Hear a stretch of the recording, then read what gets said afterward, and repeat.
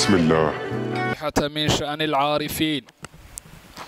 ووصف بها بعض الأنبياء والمرسلين فقال تعالى حكاية عنه صلى الله عليه وسلم: وأنا لكم ناصح أمين. والصلاة والسلام على أشرف الخليفة القائل في السنة الصحيحة: منها اتق الله حيثما كنت وأتبع السيئة الحسنة تمحها وخالق الناس بخلق حسن. وعلى آله وأصحابه صلاة وسلاما دائمين. وبعد، إخواني في الله، السلام عليكم ورحمة الله تعالى وبركاته. waxaynu khudbadeena maanta aynu ku dul istaagi doonaa xadiiska aynu kor ku soo xusnay, xadiiskaas oo ahaa ittaqi allah xaythuma kunt wa atbic sayyi'ata alxasanata tamxuha. marka koowaad iyo mar labaadba waxaynu isku dardaarmaynaa cabsida ilaahay meel kastoo aynu joogno. marka aynu leenahay waxaynu isku dardaarmaynaa cabsida ilaahay meel kastoo aynu joogno, waa xadiiskii ka mid ahaa axaadiistii uu nebigu nooga tegay salawaatullaahi wasalaamuhu calayh, midkaasoo ahaa ittaqi allah xaythuma kunt. maadaama uu yahay xadiis uu nebigu nagula dardaarmay,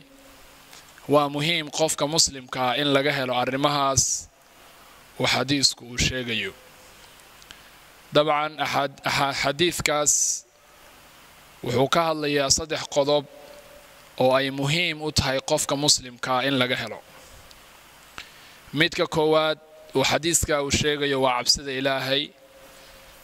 midka labaad waa wa atbici sayi'ata alxasana, qofku haddii wax uun dembi ay ka dhacaan, dembigaas inuu raaciyo ama uu ka dabageeyo wanaag. waa ka hadli doonaa insha allah isagana hadduu ilaahay nafta nagu simo. iyo midka u dambeeya oo qodobka u dambeeya xadiisku uu xusay oo ahaa wa khaaliqi nnaasa bikhuluqin xasan. 3daa qodob buu xadiisku sheegay. maanta marka waxaynu isku dayaynaa in 3daas qodob kolba waa qodobo waaweyne, bal inaynu wax uun iska niraahno haddii uu ilaahay nafta nagu simo. waxaa ka bilaabayaa qodobkayga koowaad, midkaas oo ah ittaqi allah xaythuma kunt. taqwada baynu marka koowaad aynu ka bilaabi doonaa hadduu ilaahay nafta nagu simo. taqwada waxaynu kaga hadli doonaa 3 qodob. qodobka koowaad, bal waxaa isweydiinaynaa horta alla ka cabsi ama taqwa waa maxay. waa marka koowaad, waa muhiim in la yaqaano taqwadu waxa ay tahay. marka labaad, waxaynu taqwada ku dul istaagi doonaa bal qofka alla ka cabsiga laga helo, qofka isaga maxay faa'iidooyina ayuu isaguna ka helayaa alla ka cabsiga oo ilaahay uu ka cabsanayo. isagana waa qodobkeena labaad, waa taqwada gudaheeda laftigeeda aanu kaga hadli doono. iyo qodobkeena saddexaad oo ah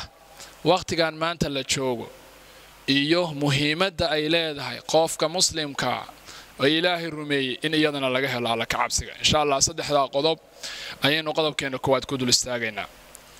markaynu ka hadlayno midka koowaad oo ah alla ka cabsi waa maxay, dabcan culimmadii naga horeysay khulafadii waxay ka bixiyeen tacaariif kala duwan ama qeexitaano kala duwan ayay waxay ka bixiyeen alla ka cabsiga iyo waxa uu yahay. waxaynu ka soo qaadanaynaa marka 3 qodob, 3 ka mid ahaa culimmadaas iyaga ah. uu ugu horeeyo saxaabigii weynaa ee cali bin abi aalibin radia allahu can. saxaabiga cali waxaa la weydiiyey, caliyow bal ka waran cabsidu waa maxay, alla ka cabsigu waa maxay ayaa la weydiiyey cali xilliyada ka mid a. cali wuxuu ku jawaabay: taqwa allah huwa alkhawfu biljaliili waalcamalu bitanziil waalqanaacatu bilqaliili waalisticdaadu liyowmi alraxiil. u fiirsa qeexitaankaas isaga ah. koow wuxuu yidhi alla ka cabsigu waxa weeye waa in allihii weynaa in laga cabsado, alkhawfu biljaliil. 2 wuxuu yidhi alla ka cabsigu waa alcamalu bitanziil, in lagu dhaqmo midkii uu alla inoo soo dejiyey oo kalaamka ilaahay ama qur'aankiiyo in lagu dhaqmo. iyo midka saddexaad oo ah waalqanaacatu bilqaliil, inuu qofka muslimka ah uu ku qanco xoogaaga yar ama waxa yar ee ilaahay uu siiyey. caafimaad hadday noqoto, hanti hadday noqoto, caqli hadday noqoto, in intaa yartaa ee uu ilaahay uu kugu galladaystay uu kugu manaystay inaa iyadana ku qanacdo. waa qayb taqwada ka mid ah. iyo walisticdaadu liyowmi alraxiil in ay dadku ay u diyaargaroobaan maalinta dambe taasoo laga cabiray yowm alraxiil maalin ama meel ay dadku ay u guuri doonaan waana sax waa loo guuri doonaa inta daarul aakhira laga guuro ayaa halkaa la aadi doonaa u fiirsan marka cali bin abi aalib radiyallahu canhu taqwada wuxuu ku sheegay qodobadaas iyada ah koow wuxuu taqwada ku sheegay alkhawf biljaliil waalcamalu bitanziil والعمل بالتنزيل والقناعة بالقليل والاستعداد ليوم الرحيل علي بن أبي طالب marka uu taqwada marka uu ka hadlay afarta arimood ayuu ku soo koobay taqwada iyo waxay tahay waxa la oran karaa marka afarta qofkii laga helo baa ilaahay ka cabsaday oo taqwadii ama alla ka cabsigii laga helay aynu isla fiirino Umar bin Abd Aziz oo isagana kamid ahaa khulafadii soo martay islaamka bal isaguna muxuu ku qeexay taqwada iyo waxay tahay wuxuu yiri Umar bin Abd Aziz taqwada waxa weeye tarku ma harrama Allah wa adaa ma iftarada Allah Umar bin Abd Aziz wuxuu yiri taqwada alla ka cabsiga lagu sheegay waxa weeye waa in uu qofku ka tago wax kasta oo ilaahay uu ka reebay tarku ma harrama Allah wuxuu ilaahay uu ka reebay qofku inuu ka tagaahay waa alla ka cabsiga qayb kamid ah maxaa laga reebay xumihii baa laga reebay nooc kasta ha ahaadee waxaa laga reebay namaymadii isku darkii baa laga reebay xantii baa laga reebay dhammaan waxyaabahaas waxa ay soo hoosgalayaan waa in qofku uu ka tago wixii uu ilaahay uu ka reebay tarku ma harrama Allah ay soo hoosgalayaan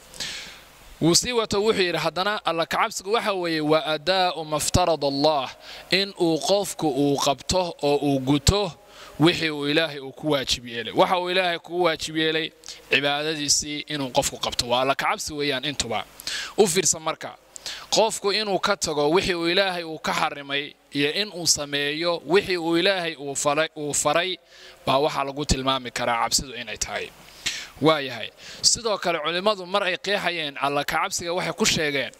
Allah yaraaka haythu nahaak in uusan ilaahay uusan kugu arag meel uu ka reebay waxyaabihii lagu yiri isaga tag in uusan ilaahay marnaba aslanba uusan kugu arag waa alla ka cabsi sidoo kalena waa alla yufqidaka haythu nahaak in aan lagaaweyn wa alla yufqidaka haythu nahaak إن أنا وحكي هالكاس شو قادي بقول لابته الله يراك حيث نهاك وإن أنا اللجاوين ماشي لو أمري إن اللجاوين كو sidoo kale alla ka cabsiga culimadu waxay ku sheegeen waa in aanan qofka laga helin meeshii la yiri halaga waayo u fiirsa warkaas meeshii lagu amray oo ilaahay uu ku amray oo ku yiri samee waa in laga waayin wanaagi meelihii lagu qabanayay waajibaadkii lagu amray waa in laga waayin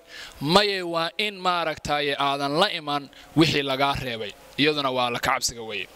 u fiirsan marka dhammaan saddexda qeexitaan aynu soo sheegnay marka aynu isku soo aroorino xaasilka wuxuu noqonayaa alla ka cabsiga walaalayaal waxa weeye waa in aynu ka tagno wixii laga nahiyay koow sidoo kalena aynu la nimaadno wixii la amray midaas ayaa waxa ay noqonaysaa alla ka cabsiga waxa uu yahay hadaba waxa uu gudbiyaa qodobkayga labaad oo ah qofka haduu ilaahay ka cabsado muxuu helayaa marka laga hadlayo alla ka cabsiga qofka marka maaragtay uu ilaahay ka cabsado muxuu helayaa binaadamku waa naqaanaa waxay yaqaanaan itus oo itaabsi war hawshan hadaa qabto maxaa helayaa bal waa tan dhageyso hadaa ilaahay ka cabsatid maxaa helaysaa طبعا قفك هدو إلهي كعب صدو وحا وهلي وحلا سوكو بكريا ماها بل سوحي نكسو قادنينا دور قضب أو يريرا أي نسو قادنينا كو قفك هدي وإلهي كعب صدو شيء كواد وهلي ومعيد إلهي أيا قرب كيسا نقونيا إلهي أيا محاد دليل وعارين كاس إلهي أيا قرب كيسا نقونيا محادر إلهي قرآن كسوحو كلي هاي سورة التوبة آيات الصدنية اللحاد واعلموا أن الله مع المتقين واعلموا وربنا آدم واحد أغاتان أن الله إلهي هي مع المتقين يوم معوضا هذا ذاتك إلهي كعب صدي هذا بقى قفك مسلم كاهي وح كوين ورادية ما جرتو إنو هلو إلهي ميلو مركز هدو إلهي قرب كاغيا وح أباهان تايو بنا آدم وكلم ياتشرع ما يوم أباهنين هذا بقى قدوك كواد ومعيد إلهي قفك إلهي كعب صدي وحو هليا إلهي أيها قرب كيسا نقوني ومعية الله وهليا كو قدبك كواد وهليا ويقفكو قدبك لباد قفك إلهي كعب صدا waxa uu noqonayaa dadka agtooda qofka ugu karaamada badan bini aadamku maanta waxay jecel yihiin xoogaa in qofka dadka agtooda laga karaamayo marka xoogaa timaadid in lagu soo dhaweeyo xoogaa in maaragtay dadka si gaar ah lagaaga sooco bini aadamku aad midaas u jecel yihiin haddaba qofka ilaahay ka cabsada isaguna midaas u helaya ilaahay waa isaga quraankiisa ku leh inna akramakum indallahi atqaakum haddaba ma wax ka weyn baa jira in haddaa ilaahay ka cabsata arrinkaa helaysid haddaba waa kaasaa ilaahay baa ku ballan qaaday rasuulku sala allahu calayhi wasalam mar kale waa isagii lahaa man axabba an yakuuna akrama annaas falyattaqi illaah qofkii doonaya in uu noqdo dadka agtooda midka loogu jecel yahay hadda ilaahay ka cabso haddaba halkaas waa qodob muhiime qofkii doonayo in maaragtay dadka agteeda xoogaa yare lagaa ciseeyo lagaa sharfo ogow cabsida ilaahay waa in lagaa helo haddii iyada lagaa waayana dee shar oo dhan agtaada waa imaanaya waa arki doonaa iyadana insha allah waa dul istaagi doonaa xilligeeda qodobkeenna saddexaad qofka ilaahay ka cabsada maxaa la siinaya bini aadamku maanta qalimaan baa la qaatay adduunku waa horumaray baa la yidhi waxbarashaa loo dhaqaaqay qofkii ilaahay ka cabsada ilaahay baa cilmiga siinaya cilmigaa doonaysid ilaahay baa ku siinaya ilaahay waa isaga ku leh wattaqullaha wa yucallimukum allah haddaa ilaahay ka cabsatid ilaahay baa waxaa doonaysa ku baraya hadda u fiirso waxaad doonaysid baa lagu barayaa baa lagu yidhi waxbaa lagu barayaa keliya maxaa lagaa rabaa cabsida ilaahay inaa la timaado waa wattaqullah wa yucallimukum allah waaya saddexdaa qodobka afraad ee uu qofku ilaahay ka cabsada uu helayo waxaa ka mid ah qofka waxaa laga badbaadinayaa naar bini aadamka maanta waxa camalka wanaagsan loo samayn waxa maaragtay ilaahay loo caabudi maaragtay qofku waxa uu sadaqada ula bixi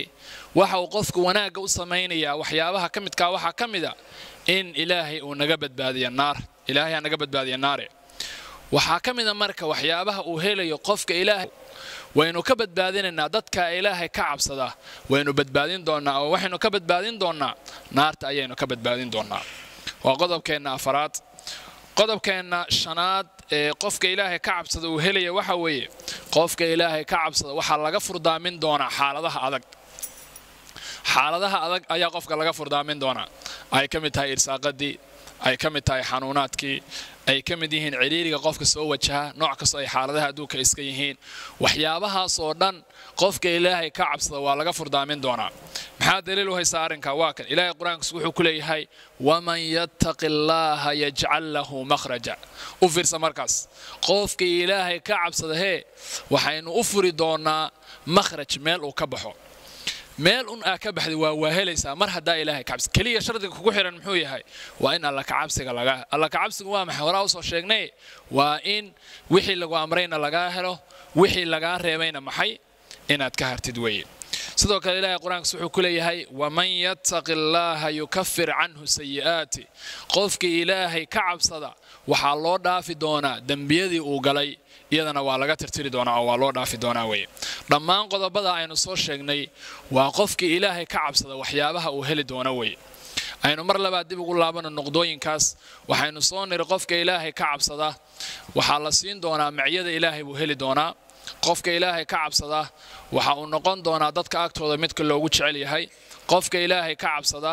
waxaa la siin doonaa cilmiga uu doonayo qofka ilaahay ka cabsada waxaa laga badbaadin doonaa naar iyo qodobkeena shanaad oo ahaa qofka ilaahay ka cabsada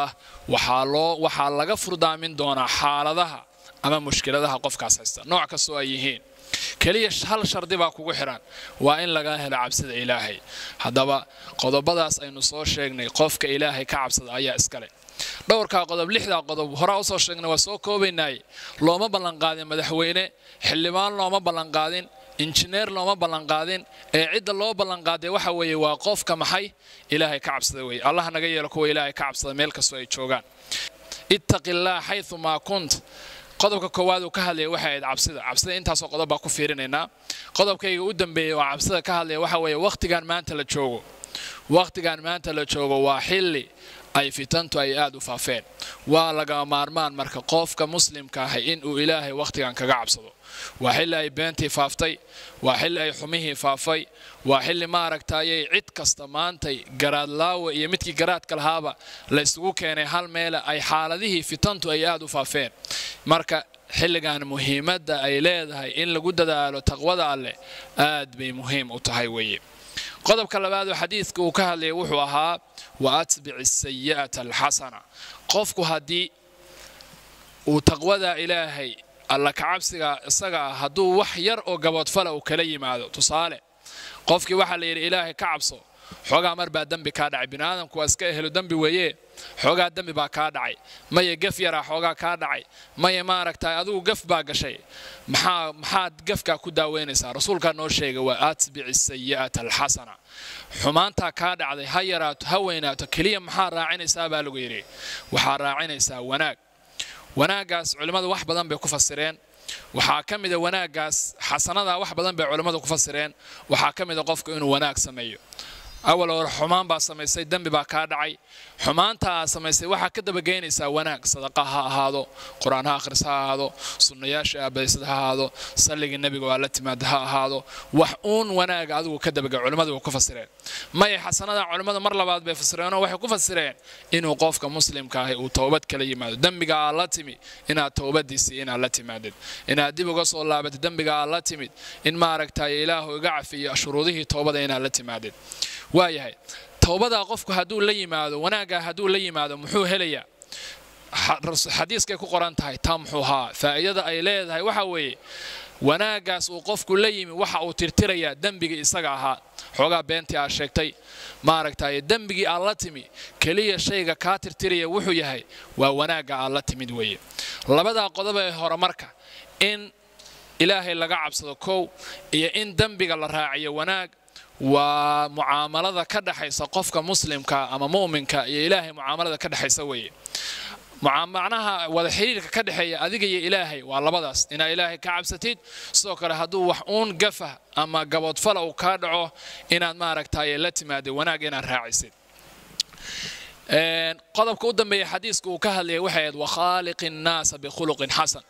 wadaada waxa ku dhex jirta bulsho dad baa la nooshahay ma aragtay qoys baa leedahay may caruur baa joogta may xaafadaha la joogta dadka maxaa iyadana kula dhaqmaysaa wa khaliqin naas bi khuluqin hasan dadkaasna waxa kula dhaqmaysaa dhaqan wanaagsan haday ku aflagaadeeyaan haday wax ka sheegaan ha milicsan ka soco wa khaliqin naas bi khuluqin hasan bay soo galaysaa saadaraadad maxaana laga rabaa dadka aynu la noolnahay bii'adeedu ama deegaanka ku nooshahay way ku saameynayaan Soomaalida waxay tiraahdaa dariska dabeecadii ku yeel dariskaaga hadaa ma aragtay la falgashid dabeecadiisoo kala yeelanaysa haduu been badnaa been looba adiguna noqonaysa wuu ku saameynaya saadaraadad maxaa laga rabaa